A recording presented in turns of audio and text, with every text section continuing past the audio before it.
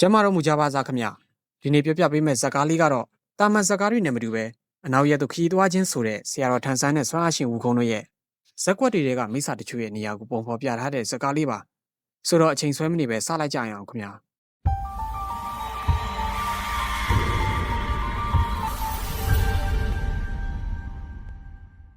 လွန်ခဲ့တဲ့နှစ်ပေါင်းများစွာကလူတယောက်ဟာတရုတ်ပြည်ကြီးရဲ့တောတောင်တွေကိုကြော်ဖြတ်ရင်းလူသူမရှိမှောက်မိုက်ပြီးခြောက်ချားစရာကောင်းတဲ့တောကြီးတစ်ခုတည်းကိုရောက်ချလာပါတယ်တနေရာရောက်မှာတော့ကြောက်စရာကောင်းတဲ့အရေးတစ်ခုကိုတွေးလိုက်ရပါတယ်ကြောက်စရာကောင်းတဲ့မျက်လုံးတစ်စုံလှည့်အကြည့်မှာတော့ဝမိတ်စာတကောင်ဖြစ်နေတာပါအဲ့ဒါကိုမြင်တော့ဟိုလူလဲကြောက်နဲ့လွတ်အောင်ထွက်ပြေးပါတော့တယ်ဝမိတ်စာကြီးကလည်းလှန်နဲ့ကောက်ပစ်လိုက်တော့တစ်ပင်ကနှစ်ပိုင်းပြတ်သွားပြီးပြေးနေတဲ့လမ်းကိုပိတ်သွားခဲ့ပါတယ်ဝမိတ်စာလည်းအရန်ကိုကြောက်နေတဲ့လူအနားကိုရောက်ချလာတော့အရှင်ဝက်ကြီးရဲ့သူယူလာတဲ့အထက်မှာမုံတွေအပြေးပဲအကုန်လုံးကိုပေးပါမယ်အသက်ကိုချမ်းသာပေးပါလို့တောင်းပန်ပါတယ်ဝမိတ်စာကလည်းပေးတင်တာတွေအကုန်လုံးကိုထုတ်ပေးလို့ပြောတော့လူသားကလည်းသူ့ဈေးရောက်လို့ရခဲ့တဲ့ဒင်းကားတွေကိုပေးလိုက်ရပါတယ်ဒါကိုဝက်ကြီးကဒါကုံပဲလားလို့မေးတော့ဈေးလေးရောက်မကောင်းစီးပွားရေးကလည်းအဆင်မပြေလို့ပါဆိုပြီးညီးပြရင်တောင်းပန်နေပါတယ်ဝက်ကလည်းပတ်စံမရှိတော့ရင်ပါလာတဲ့အင်ဂျီဝက်စားတွေချွတ်ထားခဲ့ဆိုပြီးတော့ရသမျှကိုတောင်းပြန်ပါတယ်အဲ့ဒါတည်းမကျေနပ်သေးပါဘူးနောက်ကိုဒီနေရာကိုလာတိုင်းစားသောက်တွေပို့ပေးရမယ်ပြက်ကွက်ရင်တော့ဒီလိုပုံနဲ့အဆုံးသက်သွားလိမ့်မယ်ဆိုပြီးတစ်တုံးကိုလှိတ်ချေပြနေတော့ဒီနေရာမှာဘာတွေအော်ဟေးပြီးရောင်းနေတာလဲဆိုပြီးကိုကြီးကန်းကရောက်လာပါတယ်မင်းတို့တွေနေကင်းကြောင်တောင်ကြီးဆူညံနဲ့ဘာတွေဖြစ်နေတာလဲဆိုပြီးဩဇာသီးတွေလာကျွေးနေလို့ဝက်ကြီးကလည်းမင်းဘဲကားကောင်လဲလို့မေးတော့ခါမှချိတ်ထားတဲ့ချဲကနန်းနံပါတ်ပြားကိုပြပြီးဘရင်ကြီးကူကလို့ဖြေလိုက်ပါတယ်တကယ်တော့ကြီးကန်းကဒီနယ်ရဲ့မိစ္ဆာဘရင်ကြားကြီးရဲ့တပည့်ဖြစ်နေတာပါ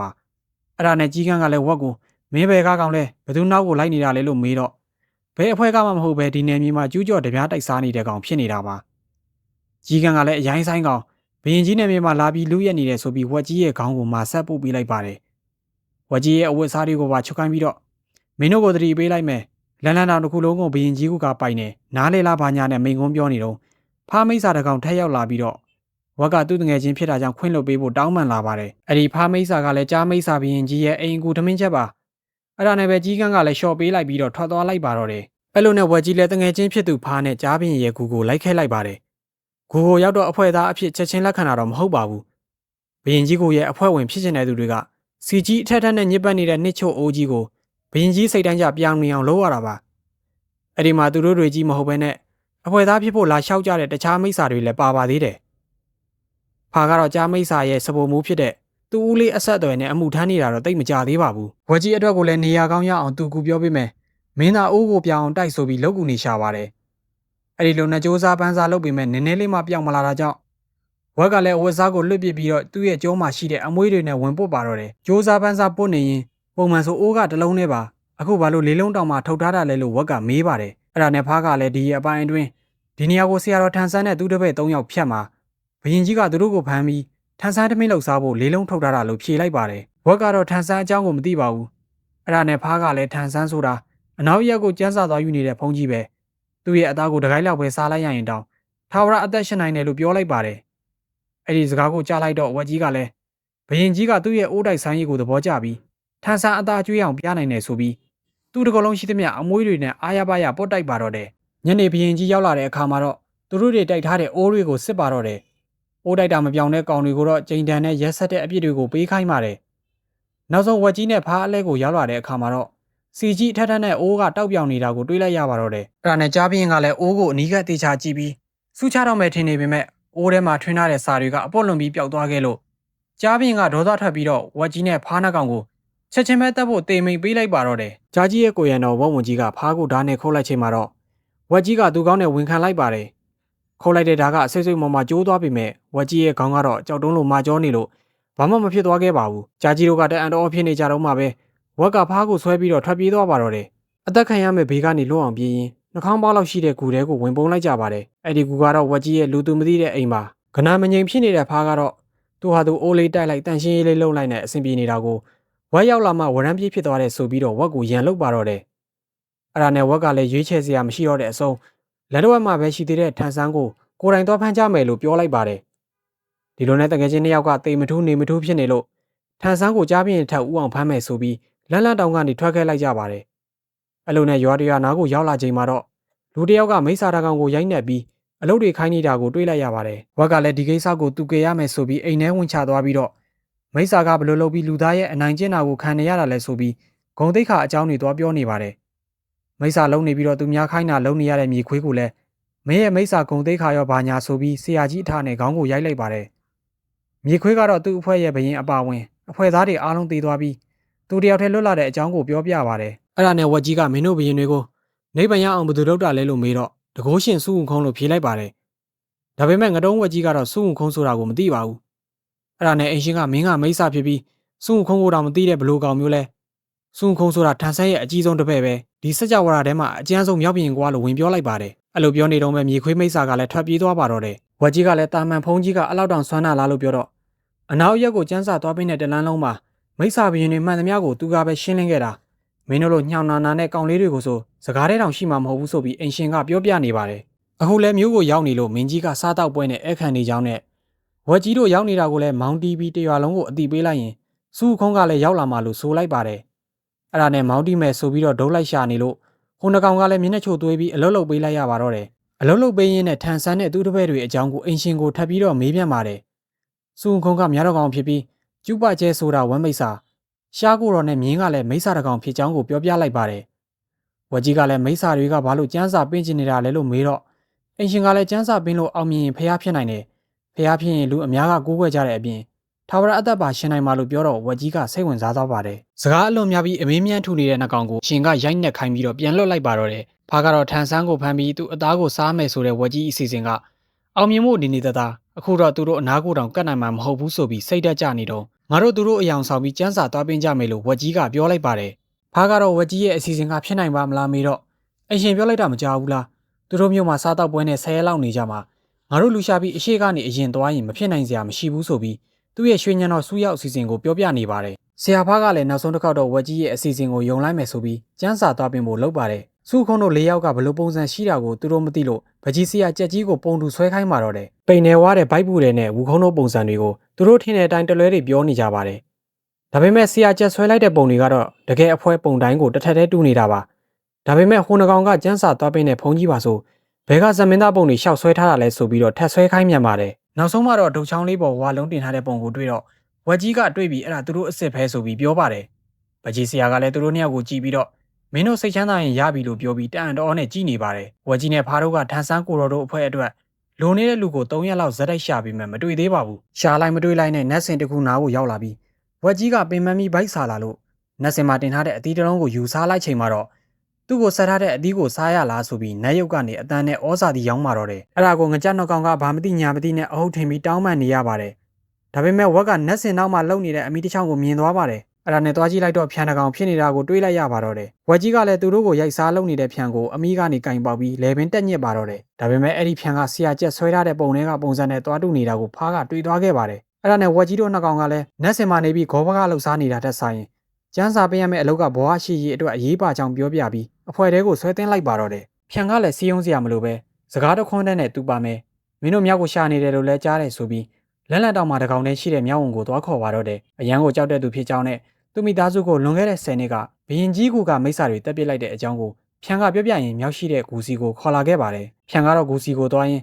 အသက်တောင်မရှိဘဲတလန်းလုံးကိုစကားများလာတာပါဒါကိုပဲသူစကားများတယ်လို့ထင်လားဆိုပြီးဝက်ကြီးတို့ကိုမင်းရင်နဲ့မြောက်ကြီးရှိတဲ့ဂူထဲကိုရောက်သွားပါတယ်ဂူထဲကိုရောက်တော့သူ့ရဲ့တောင်းဖြောင်းတဲ့ဘော်ဒီကိုမှအာမနာလူတော်တို့ရမှအရန်ကိုကြောက်တဲ့မြောက်နဲ့တွေ့ပါတယ်ကြောက်တဲ့ယုံနဲ့မဟုတ်ပါဘူးကြောင်တောင်တောင်နဲ့ကြက်မပြည့်တဲ့ယောဂကလည်းရှိနေပါသေးတယ်ဘလို့မှပြောများတဲ့အဆုံးမှာတော့ဝက်ကြီးကမြောက်ကြီးရဲ့မျက်နှာကိုစိုက်ကြည့်ပြီးမင်းရဲ့လွတ်မြောက်ရလမ်းကိုသွားဖို့လာခေါ်တာပဲလို့ပြောလိုက်တော့တလန်းလုံးကိုလှလှပပနဲ့မငိုပဲပါလာပါတော့တယ်ဖြန်ကလည်းတလန်းလုံးစကားတွေဆွတ်ပြောမြောက်ကြီးကလည်းငိုဖားကလည်းမြင်းမော်ကနေအုပ်အော်တွေဆွဲပြီးမိုင်းတရာလောက်ထိခီးနေလာခဲ့ကြပါတယ်သူတို့လည်းမောပန်းပြီးဗိုက်စာနေကြလို့အနီးနားကရွာကိုဆွမ်းခံသွားကြပါတယ်ဒါပေမဲ့သူတို့တွေကမိစ္ဆာနဲ့ဓမြပုံစံတွေဖြစ်နေလို့ရွာတွေကလူတွေကဝိုင်းရိုက်လိုက်ကြပါတယ်သူများပေးစာကန်းစားတော့မရလိုက်တဲ့တရောင်းစားလို့ရုပ်ကလေးတွေနဲ့ကလေးတယောက်စားနေတဲ့ကြက်ပေါင်ကိုတောင်းစားရတော့တာပါကလေးကခမရတို့ကဘသူတွေလဲလို့မေးလို့ဆရာဖားကအရှိတိုင်းကလာပြီးအနောက်ရက်ကိုကျန်းစာသွားယူမဲ့သူတွေပါလို့ပြောလို့မဆုံးခင်မှာပဲထန်ဆန်းဆိုပြီးကလေးကပြောလိုက်ပါတယ်ဖားကလည်းနောက်ဆုံးတော့သူတို့ကိုတီးတဲ့သူရှိတယ်ဆိုပြီးအတီကြီးနဲ့ငိုချင်းချနေတော့ကလေးကထရီပါတော့တယ်အယုံမျက်နှာဖုံးဆောင်ထားတဲ့ကောင်ကဘလို့လို့ထန်ဆန်းဖြစ်နိုင်မှာလဲလို့ပြောလိုက်ပါတယ်စုံကုန်းကရွှေတန်တုတ်ကင်ပြီးကျူပကျဲကထွန်းကျက်သုံးတာဖုံးကြီးရှားကတော့ဂေါ်ပြားကိုတုံးပြီးအဲ့ဒီလက်နက်ကိုတဘိုးလုပ်ပြီးအထုပ်တွေတဲတာခမရလို့လည်းစကားမများဘူးဆိုပြီးပြောလိုက်ပါတယ်ဝက်ကြီးကမင်းဘယ်လိုလုပ်တီးတာလဲလို့မေးတဲ့အခါမှာတော့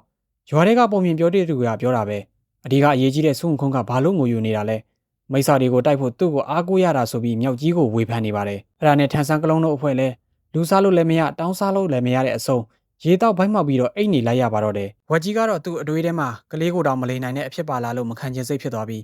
စိတ်ပြတ်မနေကြနဲ့အခုကစပြီးတော့လေ့ကျင့်ကြမယ်ဆိုပြီးတော့လေ့ကျင့်ရေးစလိုက်ပါတယ်ရှိဖို့လုံးမဲ့ကောင်ကိုလည်းမင်းရဲ့ခေါင်းစုပ်ကိုလဲဖို့သွားရှာစကားရမ်းများတဲ့ဖြန်ကိုလည်းကိုတော်ရှားပြောနေကြစကားတစ်ခုမှပြောရမယ်ဆိုပြီးလေ့ကျင့်ခိုင်းပါတယ်မြောင်ဝန်ကြီးကတော့ငါကတကုတ်ရှင်မြောင်မင်းဆိုတဲ့စကားကိုဆရာဝက်ကြီးကသင်ပေးနေတာပါမနက်မိုးလင်းချိန်ရောက်တော့ဖြန်ကြီးကသူပြောရမယ့်စကားနှုတ်ခွန်းကိုတီတီငင်ငင်လေးနဲ့ပြောနေနိုင်ပြီးရှားကိုတော်နဲ့တူအောင်မုတ်စိတ်မွေးပါဆင်ပြီးပါပြီထန်ဆန်းကိုတော်လုံးမဲ့ဖားကလည်းရှိဖို့ဒီဇိုင်းနဲ့သူတို့လိုတဲ့လက်နက်တွေပါရလာခဲ့ပါတယ်ကြောင်တောင်နိုင်တဲ့မြောက်ကြီးကတော့သူပြောရမယ့်စကားလေးကိုပြောင်းပြန်ကြီးပြောနေတော့မှာပဲဒါကလည်းအချိန်ယူပြီးလေ့ကျင့်ပေးလို့ရပါသေးတယ်ဆိုပြီးခီးဆက်ထွက်ခဲ့လိုက်ကြပါတယ်ရှောင်းလင်ကျောင်းလေးတစ်ကျောင်းအရောက်မှာတော့မျက်စိကောင်းကောင်းမမြင်ရတော့တဲ့ကျောင်းထိုင်ကြီးကိုသူတို့ကအနောက်ရက်ကိုကျန်းစာသွားပေးတဲ့ဖုန်ကြီးတွေပါဆိုတဲ့အကြောင်းနဲ့ခရီးသွားရင်ရိတ်ခပြတ်သွားလို့အလူခန္ဓာပါဆိုတဲ့အကြောင်းကိုပြောပြလိုက်ပါတယ်အစားအသောက်တွေနဲ့အခန့်ယုံမကပဲဆရာတော်ထန်ဆန်းကသင်္ကန်းအခိုးခံလိုက်ရလို့သင်္ကန်းမိုးထားတာဖြစ်မယ်ဆိုပြီးသူ့ရဲ့တန်ဖိုးကြီးသင်္ကန်းတစ်စုံကိုပါဆင်ပေးလိုက်ပါတယ်ဒီလိုနဲ့သင်္ကန်းယူပြီးမနေ့ရောက်တော့ခီးဆက်ဖို့အတွက်ကျောင်းကနေထွက်လာခဲ့လိုက်ကြပါတော့တယ်ဝက်ကြီးနဲ့တဖွဲလုံးကတော့ဘုံတော်ကြီးကသူတို့ကိုကျန်းစာပေးနေသူတွေဆိုပြီးတကယ်ယုံသွားလို့ငါတို့တွေလမ်းမှန်ကြပြီဆိုပြီးပြောနေကြတာပါအဲ့ဒီပုံစံတိုင်းပဲဆက်ပြီးတော့ဟန်ဆောင်ကြရင်အရေးကောင်းတဲ့တစ်ပင်ကြီးအောက်မှာတရေတမောအိတ်လိုက်ကြပါတယ်အေးအေးဆေးဆေးအိမ်မောကြနေတော့မှပဲဖြန်ကအလန့်တကြားနဲ့ဝက်ကြီးကိုလာနှိုးပြီးဆရာတော်ကိုမိစ္ဆာတွေဖမ်းသွားကြပြီလို့ပြောလိုက်တော့ဝက်ကြီးကအလောက်တောင်ပဲဝရိယရှိရှိနဲ့လေ့ကျင့်နေတယ်လို့ထင်နေပေမဲ့ဆရာဖကတကယ်အဖမ်းခံလိုက်ရတာပါဖမ်းသွားတဲ့မြေခွေးမိစ္ဆာကလည်းထန်ဆန်းကိုရထားလို့အမြန်ပြုတ်စားဖို့လုပ်နေပါတယ်ဖကတော့သူကအတုဖြစ်ကြောင်းကိုနီးမျိုးစုံနဲ့ပြောပေမဲ့မယုံကြပါဘူးဝက်ကြီးတို့ကလည်းသူတို့တွေအတုဆိုတာကိုအမှန်တိုင်းပြောလိုက်ပြီးတော့ဖားကိုကဲမယ်ဆိုပြီးမိစ္ဆာကိုရှေ့မှာတိုင်ပင်နေတော့မြေခွေးမိစ္ဆာတို့ကစုခုံတို့ရောက်နေကြပြီဆိုတာသိသွားပါတယ်ဝက်ကြီးတို့ကလည်းအားနဲ့မှန်နဲ့ဝင်ချသွားတော့မိစ္ဆာတွေကသူတို့အတိခံရမှုကိုကြောက်ကြောက်နဲ့ဆရာတော်ကိုပြုစုပေးခြင်းလို့ခေါ်သွားတာပါအပြစ်မြူပါနဲ့ဆိုပြီးဧကန်လိုက်ပါတယ်ဝက်ကြီးတို့လည်းရတဲ့အခွင့်အရေးကိုအသုံးချပြီးဝက်ဆုံတဲ့လက်နက်တွေကိုပါဆယ်ဆွဲခဲ့လိုက်ပါတယ်အဲ့လိုနဲ့ဟန်ချပန်ချခီးဆက်ခဲ့ရင်ပုံမှန်မဟုတ်ပဲတိတ်ဆိတ်နေတဲ့ရွာတရွာကိုရောက်သွားပါတယ်ရွာသားတွေကလည်းတကယ်စုခုံတို့အဖွဲ့ထင်ပြီးသူတို့ရွာမှာကျောင်းမိတ်ဆာတကောင်တောင်းကျမ်းနေလို့ဒုက္ခတွေများနေတာဆရာတော်ကိုညီပေးပါဆိုပြီးအာကိုတကြီးနဲ့အကူညီတောင်းပါတော့တယ်ရွာတကြီးကလည်းဝက်ကြီးတို့အကူညီရအောင်ဆိုပြီးရွာကတန်မားတဲ့ယောက်ျားအဖွဲ့ကိုလည်းလွှတ်ပေးမယ်ပြောလိုက်တော့ဝက်ကြီးကလည်းကျောင်းမိတ်ဆာလောက်ကတော့မလိုပါဘူးမိနစ်လောက်နဲ့တင်ကိစ္စပြတ်ပါတယ်ဆိုပြီးကြီးကြီးကျယ်ကျယ်တွေပြောလိုက်ပါတယ်ဖားကလည်းဘာမှမသိပဲဘာလို့ရန်တမ်းပြီးကူညီပေးမယ်ပြောရတာလဲသူတို့ကျောင်းမိတ်ဆာကိုနှိမ်နှင်းလို့ရနိုင်မှာလားလို့ပြောတော့တိုက်เสียမလိုပါဘူးစုခုံဆိုတဲ့နာမည်သာပြောလိုက်ရင်အဆင်ပြေမှာပါဆိုပြီးကျောင်းမိတ်ဆာရှိတဲ့နေရာကိုဝင်ချသွားပါတယ်အထဲကိုရောက်တဲ့အခါမှာတော့ကျောင်းမိတ်ဆာနဲ့ဒေတိုးတော့တာပေါ့ကျော်ကလည်းဘယ်ကပေါက်လို့ပိန်းစားတွေရောက်လာတာလဲမေးတော့သူတို့ကအနောက်ရက်ကိုကျန်းစာပင်းဖို့သွားတဲ့ထန်ဆန်းတဲ့ဝူခုံးတို့အဖွဲ့ပဲဆိုပြီးပြောပေမဲ့ကျောင်းမိတ်ဆာကမသိပါဘူးဝူခုံးကိုတော့မသိတဲ့တောကြတဲ့မိတ်ဆာပါလားနဲ့အာသီးရောက်နေတာနဲ့ပေါက်လို့ပိန်းစားတွေပြောနေတဲ့ဝက်ကြီးတို့ကိုမောင်းထုတ်ပါတော့တယ်အဲဒီနောက်သူကြောက်တာဖြန်တကောင်ပဲရှိတယ်ဆိုလို့ရှားစရာတော့ပုံစံဟန်ဆောင်ထားတဲ့ဖြန်ကလည်းဖိန်ကုန်းအောင်အော်ပြီးတော့ဝင်ဆော်ပါတော့တယ်ဖြန်ကလည်းသူကဆော်ဖို့သွားပေမဲ့သူပဲအဆော်ခံလိုက်ရတာပါအခြေအနေမဟန်တော့တာနဲ့ဝက်ကလည်းသူ့ရဲ့ထွန်ချင်းနဲ့ဝင်ရိုက်ပြန်ပါတယ်ကြော့ကတော့အသားအရလေးရှောင်ပြီးကြံနေတဲ့သုံးကောင်လုံးကိုတကောင်တစ်ချက်နဲ့မွန်ဟင်းကကျွေးလိုက်ပြန်ပါတယ်အဲ့ဒါနဲ့ဖားကဝက်ကိုသူ့ရဲ့အကွက်ကြီးကိုထုတ်သုံးဖို့ပြောလိုက်ပါတယ်အဲ့ဒီအကွက်ကြီးကတော့တက်တက်မှတစ်ခါပဲသုံးရတဲ့အကြောင်းကိုပြန်ပြောလိုက်ပြန်ပါတယ်အဲ့ဒါနဲ့ဖားကလည်းကြွက်ဆုပ်ကသူတို့ကိုတတ်တော့မှဆိုပြီးပြောနေတော့ကြော့ကသူ့ကိုကြွက်ဆုပ်လို့ခေါ်ရကောင်းမလားဆိုပြီးဒေါသထွက်နဲ့ဆော်ပလော်တီးနေတော့မြောက်ကြီးကမွေးရပါအမိပေးတဲ့သူ့ရဲ့ကိုလုံးကြီးနဲ့ဝင်ကျုံမြန်ပါတယ်မိစ္ဆာကောင်ကြော့ကိုပါကျုံရင်ဆရာကြီးဝက်ကိုပါရောထောင်းချလိုက်ပါတယ်အဲ့လိုနဲ့ပဲကြွက်ရောဝက်ရောချင်းကန်ဇက်လေးထောင်းရင်ကျောင်းမိတ်ဆာကိုအနိုင်ပိုင်းလိုက်နိုင်တဲ့အခါမှာတော့တရားလုံးကလည်းကျေးဇူးတွေတင်ပြီးလက်ဆောင်တွေပေးုံနဲ့မကပဲကက်တင်ရှင်တွေပါဆိုပြီးတော့အလံတွေပါတွေတောင်မှထည့်ပေးလိုက်သေးတာပါအဲ့ဒီနောက်ရွာလူကြီးကသူတို့စီကနေမိုင်တရားလောက်ဝေးတဲ့တောင်ကရွာမှာရှိတဲ့ကလေးတွေကိုမိစ္ဆာတွေကဖမ်းထားကြလို့အစဉ်ပြေရင်ဝင်ကူညီပေးပါအောင်ဆိုပြီးပြောရင်သူတို့လည်းမိစ္ဆာနှိမ်နှင်းသူတွေဆိုတဲ့ဂုံတွေနဲ့ခီးဆက်ခဲ့ကြပါတော့တယ်ဒီလိုနဲ့သွားလိုက်နားလိုက်လောက်ကြရင်ဝက်ကြီးတို့လည်းတော်တော်လေးကိုခီးရောက်နေခဲ့ပါပြီအဲ့ဒီအချိန်မြေခွေးမိစ္ဆာညီနောင်တို့စီကိုထန်ဆန်းအစ်စ်တို့အဖွဲ့ကရောက်ချလာပါတယ်အကိုကြီးမြေခွေးကလည်းဝူခေါင်းအတုလုပ်ပြီးသူ့နယ်တဲကိုကျူးကျော်လာရတဲ့ကောင်တွေလူသားမဆရတာကြာပြီဆိုပြီးချကြပါတော့တယ်တကယ်အစ်စ်ကမှအတုထင်နေတဲ့အကိုကြီးမြေခွေးကတော့ဝူခုံလက်ချက်နဲ့မရှုမလားဖြစ်နေချိန်မှာအိမ်သာတက်နေတဲ့အငယ်ကောင်ကတော့ကံကောင်းပြီးလွတ်သွားခဲ့ပါတယ်ခီးဆက်လာတဲ့ထန်ဆန်းအတုတို့ကတော့မွေရက်ကိုပြန်မရောက်တာကြာပြီဖြစ်တဲ့ဝက်ကြီးရဲ့အိမ်ကို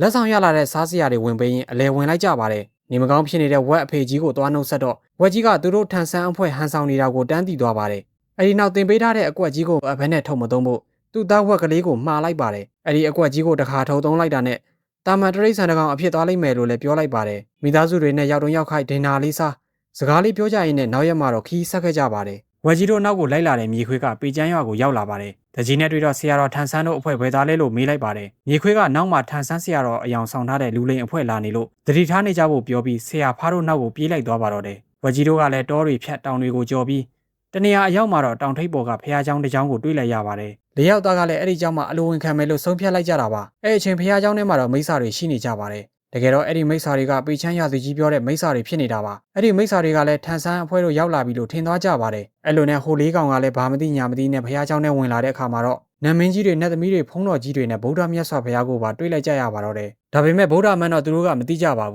။ဗုဒ္ဓအယောင်ဆောင်ထားတဲ့မိစ္ဆာကထန်ဆန်းတဲ့တပည့်တွေရောက်လာပြီလားလို့မေးလိုက်တော့ဆရာတော်ကကျွန်တော်တို့ကိုသိနေတာပဲဆိုပြီးတော့ဖားကပေါ့ပေါ့ပပနဲ့ပြန်ဖြေလိုက်ပါတယ်။အဲ့ဒါနဲ့အနားမှာရှိတဲ့နတ်မင်းကြီးတစ်ပါးကမိုင်မဲလာတဲ့ကောင်တွေမင်းတို့ရှေ့မှာရောက်နေတာဗုဒ္ဓမြတ်စွာဘုရားပဲမကြော်သေးဘူးလားဆိုပြီးပြောလိုက်ပါတယ်။အဲ့ဒီအချိန်ကြာမှဟိုလေးကောင်ကလည်းကြက်တိတ်တိတ်ပြီးအပြင်ခဏထွက်ပြရစီလို့ခွင်တောင်းလိုက်ပါတယ်။တကယ်တော့ဖះနဲ့တွေ့ရင်သူတို့ဘာတွေပြောရမလဲဆိုတာကိုမလေ့ကျင့်ထားလို့ဇက်သွားတိုက်တာပါ။ဗုဒ္ဓအယောင်ဆောင်ထားတဲ့မိစ္ဆာကသူ့ရဲ့ ID မပြီးပြင်လို့မယုံမဲထွက်သွားတာလို့ထင်သွားပါတယ်။အဲ့ဒီအချိန်မှာပဲဝက်ကြီးတို့ကတကယ်ဖះစီသွားတယ်လို့ထင်ပြီးကမောက်ကမတွေမဖြစ်အောင်ကျန်းစာမြင်မြန်တောင်းပြီးတော့မြန်မြန်ပြန်ကြရင်ကောင်းမယ်လို့တိုင်ပင်လိုက်ပါတယ်။ဗုဒ္ဓအယောင်ဆောင်ထားတဲ့မိစ္ဆာကလည်းသူ့အစွမ်းနဲ့ပြေးဖို့ကလေးတွေကိုမစားရသေးတာကြောင့်အလိန်ပေါ်သွားမှကိုစိုးရိမ်နေပါတယ်။ခီးဆောရောက်လာတဲ့ထန်ဆန်းတို့ကိုဖះကခီးပန်းနေမယ်ဆိုပြီးခဏတစ်ဖြုတ်နားခမ်းလိုက်ပါတယ်။အလိန်ပေါ်သွားမှဆိုတဲ့ဖားကတော့မနေခြင်းပဲကျန်းစာတွေမြန်မြန်တောင်းပြီးပြန်ဖို့ပဲပြောနေခဲ့တာပါ။ဖားကလည်းကျန်းစာတွေဖတ်ပြီးရင်ဖះတွေနတ်မင်းကြီးတွေဖြစ်နိုင်လားလို့မေးလိုက်တော့ဗုဒ္ဓကအချိန်တရာလောက်ဖတ်လိုက်ရင်ဖြစ်ပြီလို့တန်းပြောပါတယ်။ဖားကလည်းဘလို့ကျန်းစာမျိုးပေးမှလဲလို့ဗုဒ္ဓအတုကိုမေးလိုက်တော့ဘာပြောရမှန်းမသိဖြစ်သွားတဲ့ဗုဒ္ဓအတုကလည်းအရှိတိုင်းမှာရောဘလို့ကျန်းစာမျိုးတွေရွတ်ဖတ်လဲလို့ပြန်မေးလိုက်ပါတယ်။အဲ့ဒါနဲ့ဝက်ကြီးနဲ့ဖားကလည်းတယောက်မျက်နှာတယောက်ကြည့်ပြီးတော့ဘာပြောရမှန်းမသိဖြစ်နေလို့ဝက်ကလည်းပါဇက်ထဲရှိတာသာပြောလိုက်ဆိုပြီးတော့ရန်တမ်းပြောလိုက်ပါတယ်။ပြောချင်းဟာပြောထလိုက်တော့ဗုဒ္ဓအတုကလည်းရွတ်ပြပါအောင်ဆိုပြီးတော့ခိုင်းပြန်ပါတယ်။အဲ့ဒါနဲ့ဖားကလည်းပါဇက်ထဲရှိတဲ့အတိုင်းရှောက်ရွတ်ပါတယ်။အဲ့လိုပောက်ကရရွတ်ဖတ်တဲ့အတန်ကိုဖုံးသွားအောင်ဝက်ကြီးကအနောက်ကနေအာယုံလွှဲတဲ့အနေနဲ့ကျန်းစာရဲ့အနှစ်သာရအဓိပ္ပာယ်တွေကိုရှီရှောင်ပြောထလိုက်ပါတယ်။အဲဒီနောက်နေ့လည်းရောက်ပြီဆိုတော့ဖះเจ้าမှာပဲတခါတည်းဆွမ်းစားပြီးတော့နားယူသွားဖို့ထပ်ပြောပြန်ပါတယ်။ဒါပေမဲ့ဟိုကောင်တွေကလည်းအလိန်ပေါ်မှာဆိုလို့လုံးဝကိုမစားပါဘူး။အစားအသောက်တွေစားမှသူတို့အကွက်ထဲဝင်သွားမှဖြစ်လို့မိစ္ဆာတွေကလည်းအတင်းကိုနားခိုင်းနေတာပါ။အဲ့လိုနဲ့မစားဘူးကြည်ပဲပြောနေလို့အစားအသောက်တွေရောအရက်တွေကတေချာပြင်ပေးထားတာရောက်လာပြီးမှမစားပဲပြန်သွားကြမှလားလို့ပြောလိုက်တော့ဖားကလည်းအဲ့ဒါဆိုအန်ကိုင်ပဲအရက်မတော့ရတာအတော်ကြာပြီဆိုပြီးထအော်ပါတယ်။အဲ့ဒီချိန်မှာပဲရှားကိုတော်ဟန်ဆောင်ထားတဲ့ဖြန်ကဘုံကြီးတွေဆိုတာအယမ်းမတော့ရဘူးလေလို့ဝင်ပြောလိုက်တော့နှစ်ဖွဲ့လုံးလည်းအလိန်ပေါ်သွားကြတော့တာပေါ့ဒါပေမဲ့မိစ္ဆာတွေကဝက်ကြီးတို့ကိုမတက်ဖဲပြန်လွတ်ပေးခဲ့ပါတယ်အဲ့လိုနဲ့သူတို့လည်းမိစ္ဆာတွေကိုမတိုက်ခိုင်နိုင်တဲ့အစုံစိတ်ပြက်လက်ပြက်နဲ့ထွက်လာခဲ့ကြရင်တောင်ချီနာကရွာတရာကိုလာခဲ့ကြပါတယ်အဲ့ဒီရွာကလူတွေကလည်းဆရာတော်ထန်ဆန်းတို့အဖွဲ့လာမယ်ဆိုလို့မျှော်နေကြတာပါမိစ္ဆာတွေကကလေးတွေကိုဖမ်းသွားကြတာမလို့တရားလုံးကကလေးတွေကိုလည်းဖွက်ထားရတဲ့အကြောင်းကိုပြောပြလိုက်ပါတယ်ဆရာဝက်ကြီးတို့အဖွဲ့ကလည်းရွာသူရွာသားတွေကိုတနာသွားပြီးကလေးတွေကိုကယ်ပေးမယ်လို့ပြောနေတော့မှာပဲမိစ္ဆာပြင်းရဲ့ကိုရင်တော်ဖြစ်တဲ့ကြားကြီးကရောက်ချလာပါတယ်အဲဒီနောက်ကလေးတွေကိုဝင်ဖမ်းခိုင်းတော့တရားလုံးရုံရင်းဆက်ခတ်တွေဖြစ်ကုန်တော့တာပါဝက်ကြီးတို့အဖွဲ့ကလည်းတက်နိုင်သလောက်ဝင်ကူကြပေမဲ့မိစ္ဆာတွေကအင်အားကြီးလို့ဘလို့မှမနိုင်ခဲ့ပါဘူးအလုံးနဲ့ဖွက်ထားတဲ့ကလေးတွေလည်းအဖမ်းခံလိုက်ရပြီးတော့ကြားကြီးကလည်းဝက်ကြီးတို့ကိုတရုပ်ဆောင်တော်တယ်မင်းတို့ကြောင့်ကလေးတွေဖမ်းမိတာလို့ပြောလိုက်တော့ရွာသားတွေကလည်းဝက်ကြီးတို့နဲ့မိစ္ဆာတွေကတဖွဲ့တည်းလို့ထင်သွားပါတော့တယ်အဲဒီနောက်ရွာသားတွေရဲ့အမုန်းကြီးမုန်းတာကိုခံစားရပြီးအဆက်ကွဲပြီးတော့မိစ္ဆာတွေစီပြန်ရောက်လာခဲ့ပါတယ်မိစ္ဆာဘီရင်ကြီးကသူတို့ကိုတရုပ်ဆောင်တာတော်တယ်ဆိုပြီးသူ့စီမှာကြုံခတ်ပြီးနတ်မင်းတွေအဖြစ်တရုပ်ဆောင်ဖို့အခွင့်အရေးပေးလိုက်ပါတယ်သူတို့ရောက်နေတဲ့နေရာကဘီရင်ကြီးကူထပ်တာပြီးတော့မလွဲတာလို့လောရတော့မဲ့အချိန်ဖြစ်ပေမဲ့မြောက်ကတော့မလုံနိုင်ဘူးလို့ထပြီးတော့ညင်းပါတယ်သူကကျန်းစာပဲပြင်နေတာလို့ပြောလိုက်တော့အချိန်တွေကဆက်ပြီးတော့ဟန်ဆောင်လို့မရတော့တဲ့အကြောင်းနဲ့ဒီမှာပဲအဆုံးသတ်သွားပြီလို့ဖားကပြောခဲ့ပါတယ်သူတို့ဘလောက်ပဲဟန်ဆောင်ကောင်းကောင်းဖျားစီရောက်ရင်တောင်မအောင်မြင်နိုင်ဘူးဆိုတာကိုကြားကြီးကပြောပြပါတယ်စွန့်ခုံးတဲ့ဖျားတို့ကလွန်ခဲ့တဲ့နှစ်ပေါင်းများစွာကလေးကတည်ကျမ်းလာတာထန်ဆန်းဆိုတာကလည်းရှေ့တိုင်းဘီရင်ကြီးရဲ့တငယ်ချင်းတွေဆရာတော်ရှားနဲ့ပါကျဲကလည်းနေစစ်သူကြီးဖြစ်ကနေဆင်းသက်လာတဲ့သူတွေပဲလို့ပြောလိုက်တော့ဝက်ကြီးကလည်းကြက်တိတ်တည်သွားပါတော့တယ်အဲ့ဒီအချိန်မှာပဲမြေခွင်းငယ်တစ်ကောင်ရောက်ချလာပြီးတော့ဆရာတော်ထန်ဆန်းအောင်ဆောင်ထားတဲ့အဖွဲ့ကသူ့အကိုကိုဖမ်းသွားတယ်ဆိုပြီးတော့ကဲပေးဖို့လာတိုင်နေပါတယ်ဝက်ကြီးကလည်းအဲ့လူတွေကအစ်စ်ဖြစ်ကြောင်းနဲ့သူတို့ကအတုလို့ပြန်ပြောလိုက်ပြီးမဲ့ဟိုကောင်ကတော့မယုံပါဘူးသူတို့ကအသက်ကိုချမ်းသာပေးတဲ့အဖွဲ့အစ်စ်ဖြစ်လို့သူ့ကိုဘလို့လိန်လို့မရဘူးလို့ပြောသွားပါတယ်အဲ့ဒီစကားကြောင့်ဝက်ကြီးရဲ့စိတ်ထဲမှာအမှန်တရားဘက်ကနေရက်တီခြင်းစိတ်ကဖြစ်ပေါ်သွားပါတယ်အဲ့ဒါကြောင့်နမင်းကြီးနေရာကနေတရုတ်ဆောင်ပေးရင်ဖမ်းထားတဲ့ကလေးတွေကိုလှုပ်ပေးပါလားဆိုပြီးတော့မိစ္ဆာဘရင်ကိုသွားညှိနှိုင်းပါတယ်မိစ္ဆာဘရင်ကမသိမျိုးဖြစ်ရှင်မူလားလို့မေးပြီးဆရာတော်ထန်ဆန်းရဲ့အသားကိုစားဖို့ကဝူကုန်းကိုနိုင်မှာဖြစ်မဲ့ဝူကုန်းထက်အစမ်းထပ်ဖို့ဆိုရင်ဒီကလေးတွေကိုစားမှဆွမ်းအားတိုးပြီးတော့ဖြစ်နိုင်မှာလို့ပြောပြပါတယ်အဲ့နောက်ထန်ဆန်းကိုစားခြင်းရင်သူခိုင်းတယ်လို့ပဲလုပ်ဖို့ပြောလိုက်တော့ဖားကတော့ဘာနေလုပ်ဖို့ဆုံးဖြတ်လိုက်ပါတယ်ဝက်ကလည်းဘာတစ်ခုမှပြန်မပြောတော့ပဲဖားနောက်ကပဲလိုက်ဖို့ဆုံးဖြတ်လိုက်တဲ့အချိန်မှာတော့မြောက်ကလက်ကိုလွှမ်းဆက်လိုက်ပါတယ်ပြီးတော့သူတို့ရည်ရွယ်ချက်ကကျန်းစာပင်ဖို့နဲ့ဒီလိုမကောင်းတာလုပ်ဖို့မဟုတ်တဲ့အကြောင်းကိုပြောပြပါတယ်ဒါပေမဲ့ရွေးချယ်စရာမရှိတဲ့ဝက်ကြီးကတော့ဟိုအတွက်သူပဲကြည့်ရမယ်ဆိုပြီးဆရာဖားနောက်ကိုလိုက်ချသွားပါတော့တယ်ဝက်ကြီးတို့၃ယောက်လုံးကနတ်မင်းတွေအဖြစ်တရုပ်ဆောင်ဖို့လေ့ကျင့်နေပေမဲ့မြောက်ကြီးကခေါင်းမာနေလို့သူ့ကိုတက်ဖို့မိစ္ဆာဘရင်ကအမိန့်ပေးလိုက်ပါတော့တယ်ဖြန်ကလည်းသူလည်းဆက်မလုပ်နိုင်တော့ဘူးကျန်းစာပင်ပြီးဖျားဖြစ်မယ်ဆိုလို့လိုက်ခဲ့တာ ထန်ဆန်းအသားကိုစားဖို့မဟုတ်ဘူးဆိုပြီးထွက်သွားပါတယ်သူ့ကိုယ်သူကျန်းစာပင်သူလို့အယိုးဆွဲထားတဲ့မြောက်ကိုတက်ဖို့အတွက်တောင်ထိပ်ကိုခေါ်သွားနေတော့ဝက်ကလည်းဖားပြောတဲ့အတိုင်းသူတို့သုံးခဲ့တဲ့ပစ္စည်းတွေကိုမီးရှို့ဖျက်ဆီးနေတော့မှဘုံတော်ကြီးပေးခဲ့တဲ့သင်္ကန်းလေးကိုကင်ပြီးတေချာတွေးနေပါတယ်ကျွမ်းမိတ်စာကြီးတွေကလည်းမြောက်ကိုမသိခင်ဘာပြောချင်တာရှိတယ်လို့မေးလိုက်ပါတယ်အဲ့ဒါနဲ့မြောက်ကလည်းငါကမဟာတဝိုးရှင်မြောက်ကွာလို့တောင်ထိပ်ကနေအော်ထဲလိုက်ပါတော့တယ်ကျန်တဲ့၃ယောက်ကလည်းမြောက်ကြီးရဲ့အော်တန်ကိုကြားသွားကြပါတယ်ဝက်ကြီးနဲ့ဖြန်လဲလိုက်လာပြီးတော့တောင်ထိပ်ကနေအသက်ခံရတော့မယ့်မြောက်ကြီးကိုကယ်လိုက်နိုင်ပါတော့တယ်သူတို့၃ယောက်ကဘာဆက်လုပ်ကြမလဲတိုင်ပင်နေကြတော့ထန်ဆန်းအဖွဲအဖြစ်ဟန်မဆောင်တော့ပဲသူတို့အနေနဲ့ပဲကျန်းစာပင်းကြမယ်လို့ဆုံးဖြတ်ကြပါတယ်အဲ့ဒီအချိန်မှာပဲကလေးတွေကိုကယ်ဖို့လက်သတိရသွားပြီးတော့မိစ္ဆာပြင်အယောင်ဆောင်ပြီးတော့ဝင်ခဲ့ကြမယ်လို့ဝက်ကြီးကပြောလိုက်ပါတယ်မြခေါင်းကမိစ္ဆာကြီးရဲ့အဝတ်စားတွေကိုခိုးပြီးမိစ္ဆာပြင်ပုံစံဟန်ဆောင်ပြီးတော့ကလေးတွေကိုဖမ်းထားတဲ့မြေရောက်ခန်းတွေကိုခိုးဝင်လာခဲ့ကြပါတယ်တလဲတချော်နဲ့ရောက်သွားပြီးမဲ့မိစ္ဆာပြင်ကြီးအထင်နဲ့ပြောသမျှခိုင်းသမျှကိုလှုပ်ပေးကြပါတယ်အဲ့ဒီနောက်တော့ကားဖွင့်ပြီးတော့ကလေးတွေကိုခက်တီတီနဲ့ခေါ်သွားခဲ့ပါတော့တယ်တနေရာရောက်တော့ဖားကတခြားမိစ္ဆာနှကောင်ကိုလေ့ကျင့်ပေးနေတာပါဖားကလည်းမနှက်ဖြန်အတွက်အဆင်ပြေအောင်လုပ်နေတာပါမင်းကြီးဆိုပြီးကဖားရက်ဖားပြောလိုက်တော့မင်းကြီးကလည်းစကားထစ်နေတာကိုသတိထားမိသွားပြီးဖားကလည်းအဲ့ဒါမိစ္ဆာပြင်မဟုတ်ပဲသူ့လူဝက်ကြီးတို့ဖြစ်နေတာကိုရိပ်မိသွားပါတော့တယ်ကလေးတွေကိုဆက်ခေါ်သွားနေတော့ရစ်ပူစော်ချင်းရောက်လို့ကလေးတွေကိုလာခေါ်တဲ့ကြားကြီးနဲ့တိုးပြန်ပါတယ်ဘီရင်ကြီးဟန်ဆောင်ထားတဲ့ကောင်တွေကလည်းအလိန်ပေါ်မှာဆွလို့အတန်မထွက်ပဲဆက်သွားခဲ့လိုက်ပါတယ်ကြားကြီးကအရှင်မင်းကြီးရစ်ပူစော်ရမယ့်နေရာကဒီဘက်မှာလမ်းမနေပြီလို့ပြောတော့ဟိုသုံးကောင်ဘာလို့မှမသိဖြစ်ပြီးအလိန်ပေါ်တော့မလို့ဖြစ်နေတော့မှဖားကရောက်ချလာပြီးတော့စစ်တစ်ဆုပ်မင်းကြီးပဲသွားမင်းကိုရှင်းပြနေအောင်မလားဘာညာဆိုပြီးတော့ရုတ်တီနဲ့ဝင်ဟောက်ပါတော့တယ်ကြားကြီးလည်းသူတို့ရဲ့ဘီရင်ကြီးထင်နေလို့ဘာမှဆက်မပြောတော့ပဲပြန်လှည့်သွားပါတယ်မြောက်ကြီးတို့ကတော့ဖားကိုတခါတည်းထွက်သွားဖို့ခေါ်ပြီးမဲ့ဆရာတော်ထန်ဆန်းအသားကိုစားကျင်သေးလို့နောက်မှပြန်တွေ့မယ်ဆိုပြီးနေခဲ့လိုက်တော့တာပါမိစ္ဆာပြင်ကြီးကရေစိမ်ပြီးလို့အဝတ်စားလဲမယ်လို့တော့သူ့ရဲ့အဝတ်စားတွေခိုးခံလိုက်ရတာကိုသိပြီးဒေါသထပ်သွားပါတယ်ပြင်မှာရှိတဲ့ကြားကြီးကလည်းကလေးတွေကိုအရှင်ခေါ်သွားတာမဟုတ်ဘူးလားဆိုပြီးပြောတော့သူ့အနားမှာတက်တက်လုံးနေလာတဲ့ကောင်ကသူ့ကိုတော့မမှတ်မိရကောင်းလားဆိုပြီးတမန်လွန်ပို့ပေးလိုက်ပါတော့တယ်မိစ္ဆာပြင်ကြီးပောက်ကွဲနေချိန်မှာဟိုသုံးကောင်ကလည်းကလေးတွေကိုခေါ်ပြီးတော့ထွက်ပြေးနေခဲ့ပါတယ်မကြခင်မှာပဲမိစ္ဆာပြင်ကသူ့ရဲ့တပ်သားတွေနဲ့အုံလိုက်ကျင်းလိုက်ကြီးလိုက်ချလာပါတော့တယ်အဲ့ဒါနဲ့ဒီတိုင်းဆိုရင်မလွတ်နိုင်တော့ဘူးဆိုတာသိတဲ့ဝက်ကလည်းမိစ္ဆာတွေကိုခံချမယ်ဆိုပြီးတော့နေခဲ့လိုက်ပါတယ်မြောက်ကြီးတို့ကလည်းသူတယောက်တည်းဘလို့မှနိုင်မှာမဟုတ်ဘူးပြောတော့ကလေးတွေကိုသာတောင်အုပ်ကိုရအောင်ပို့လိုက်သူကတော့အကွက်ကြီးကိုအသုံးချလို့ရတယ်ဆိုပြီးမိစ္ဆာပြင်နဲ့ထိတ်တိုက်တွေ့ပါတယ်အဲ့တော့မိစ္ဆာကလည်းအသက်ရှင်ခြင်းကလေးတွေကိုပေးလိုက်ဆိုပြီးတောင်းပါတယ်ဝက်ကလည်းမပေးနိုင်ဘူးသူ့ကိုအရင်ကြော်နိုင်မှရမယ်ဆိုပြီးသူ့အဖေတင်ပေးထားတဲ့အကွက်ကြီးကိုသုံးဖို့မန်တန်ရွတ်လိုက်တော့ဘလင်းထနေတဲ့ဝက်မိစ္ဆာကြီးဖြစ်သွားခဲ့ပါတော့တယ်ပြီးတော့မိစ္ဆာကြီးရဲ့နောက်လိုက်ငယ်သားတွေကိုရှယ်ဆော့ပလော်တီးထည့်လိုက်ပါတယ်မိစ္ဆာပြင်ကြီးကိုလည်းတက်ခွပြီးတော့သူ့ရဲ့တန်မာတဲ့နှစ်ဖူးနဲ့စောင့်ထက်လိုက်ပါတယ်ဒါပေမဲ့ဟိုမိစ္ဆာကလည်းမာလာပါပြီဆိုတဲ့သူ့ရဲ့ခေါင်းထက်ပိုမာနေပြီးပြန်တိုက်ထက်လိုက်တော့ဝက်ကြီးလည်းလွင့်ထွက်သွားပါတယ်အဲ့ဒါနဲ့မိစ္ဆာပြင်ကလည်းသူ့လက်နက်ကြီးကိုထုတ်ပြီးတော့ဝက်ကြီးကိုတက်ဖို့ပြင်နေတော့မှပ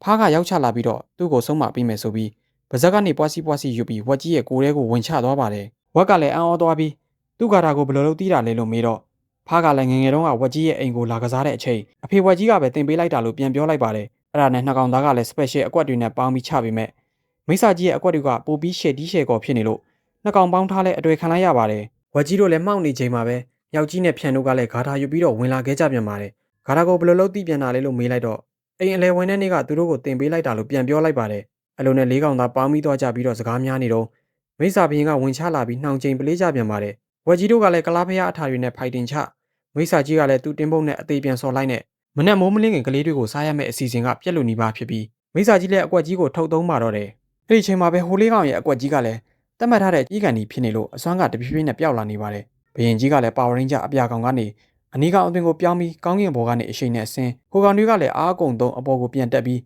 မိစ္ဆာကြီးရဲ့ကြက်ကောင်းကိုတွေ့ချလိုက်ပါတော့တယ်မိစ္ဆာဘရင်ကလည်းသူ့ရဲ့ပုံစံမှန်ဖြစ်တဲ့ကလေးငယ်တယောက်ပုံစံကိုပြန်ပြောင်းသွားတော့တာပါတဖြည်းဖြည်းနေထွက်လာတာနဲ့ဟိုကောင်ကလည်းတာမန်တရိษံတွေအဖြစ်ပြောင်းသွားတော့မှာပါတရိษံတွေဖြစ်သွားရင်တယောက်ကိုတယောက်မှတ်မိနိုင်အောင်အမတ်သားတွေလည်းမှတ်နေကြပါတယ်ခဏကြာတော့နာမည်တွေကိုမသိရသေးခင်မှာပဲဝက်ကြီးကတာမန်တော်ဝက်တစ်ကောင်အဖြစ်နဲ့အသွင်ပြောင်းသွားပြီးဖားမြောက်ဖြန်တို့လည်းပုံစံပြောင်းသွားပါတော့တယ်မိုးလင်းသွားတဲ့အချိန်မှာတော့ကောင်းကင်ဘုံကဗုဒ္ဓငယ်တစ်ပါးဆင်းလာပြီးတော့မိစ္ဆာကောင်လေးကိုအသက်ပြန်သွင်းလိုက်ပါတယ်အမှန်တော့သူ့ကိုလွတ်လိုက်တဲ့အကြောင်းရင်းကဆရာတော်ထန်ဆန်းကြော်ဖျက်ရမယ့်68ပါဒုက္ခတွေကတပါးဖြစ်အောင်ဖန်တီးနောက်ဆက်ခိုင်းတာပါဒါကိုကောင်လေးငယ်ကကလေးတွေကိုစားပြီးမိစ္ဆာလုပ်နေတာပါအဲ့ဒီမနေ့မှာပဲထန်ဆန်းအစ်စ်နဲ့ဝူခုံတို့အဖွဲ့ကမိုးချိုးပစ်ဖျားเจ้าအနီးကိုရောက်လာကြပါတယ်အဲ့ဒီအချိန်မှာပဲတောဝက်လေးတစ်ကောင်ကဝူခုံအဖွဲ့ကိုချောင်းကြည့်နေပါတယ်ဝူခုံတို့လည်းတနေရာရောက်မှာတော့ပြည်ချမ်းရကဝက်ကြီးတို့အဖွဲ့ကိုပေးလိုက်တဲ့မိစ္ဆာနေနှင်းသူများဆိုတဲ့အလံလေးကတစ်ကိုင်းတစ်ခုပေါ်မှာတင်နေတာကိုဝူခုံတို့ကတွေ့သွားပါတယ်ဆွမ်းအားရှင်ဝူခုံကတော့သူတို့ရဲ့လိုရက်တွေကိုမြင်နိုင်တဲ့အစွမ်းရှိလို့သူတို့ဘာလုပ်ခဲ့လဲဆိုတာကိုမြင်ပြီးသူ့စီကအသက်ရှင်နိုင်တဲ့အမွေးလေးချောင်းကိုနှုတ်ပြီးတယောက်တစ်ချောင်းစီယူဆိုပြီးအသက်ဆက်ပေးလိုက်ပါတော့တယ်ဝက်ကြီးတို့ကူညီခဲ့တဲ့ရွာကလူတွေလည်းဝက်ဖာဖြန်နဲ့မြောက်တို့လေးကောင်ကိုနမင်းကြီးအဖြစ်နဲ့ပူဇော်ရင်ဇလန်ကလည်းလှလှပပနဲ့အဆုံးသက်လို့တွားခဲ့ပါတော့တယ်ကိုဘဝဘေးအချိန်တွေကဘလောက်ပဲနှင်းကြနေပါစေမှန်ကန်တဲ့နီလန်းသာမကစိတ်ကောင်းရှိမယ်ဆိုရင် အမြင့်တင်ကိုတေချာပေါက်ရောက်နိုင်ပါတယ်ဆိုတဲ့အကြောင်းကိုရည်ညွှန်းပြသတဲ့ဇာတ်ကားကောင်းလေးတစ်ကားပဲဖြစ်ပါတယ်ကျွန်တော်တို့ရဲ့ channel ကနေဇာတ်ကားကောင်းတွေကိုအစင်မပြတ်တင်ဆက်ပေးနေတာဖြစ်လို့စောင့်မျှော်ကြည့်ရှုဖို့လည်းမမေ့နဲ့အောင်နော်